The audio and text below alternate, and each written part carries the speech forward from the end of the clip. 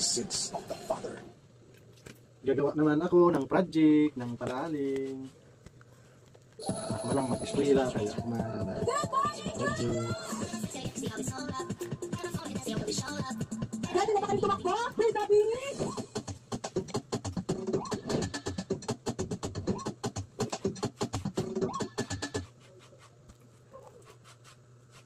Ito na dayaan.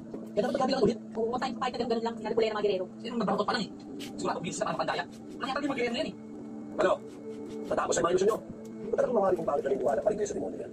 Di ba pang ligot kayo na rin po nagsabi? Walang may ambag ang mga gerero kahit matagal sila nakaupo sa pwesto. Sa pagkatapang po namin, talagang malinis mo yung bilangan eh.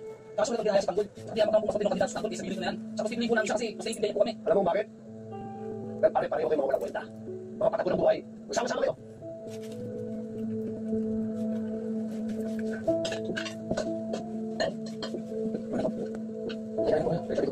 Ano?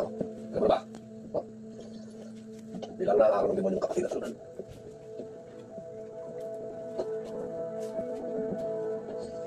Hindi mo ibig sabihin tayo. Binigyan ako ng misyon ni Roberto. Para huliin siya tanggol at pangungutin na ikot nato ang tawa nila. Gagawin niyo po hindi. Gagawin ko ang tama sa tino. Magbabayarin mo sila sa lahat ng makasalanan nila sa akin. At ito na pagkakataon, pagbawiin ko ang nanay mo.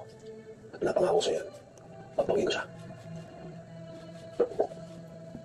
Pero mag-ingat ka. Dahil sa pagkapanalan mo dito, hindi lang si Tanggol na sa pamakatong patitaw. Kapag nalaman nila, nasa sayo si Erika, may ka nila ipapatay. Delikado ka. Tay, ayoko pong pahamakay dito. Ayoko pong madamay. Santino, ang kailangan mong gawin ngayon ay ang ilayo mo si Erika sa atin. Ibalik mo na yan sa kanila. Tay, hindi ko po kayo mo. Maligsa si Eric eh. Santino, sinabi ko sa iyo na gagamitin ko si Erika laban kay Miguelito. Kapag nalaman ko na may kinalaman siya sa pagkamatay ng kapatid mo. Kaya mga gerero na mismo na marami sa akin sa pag-imbestiga ko. Hindi ko na kailangan yung babae mo. Ibalik mo na siya sa kanila. Ito na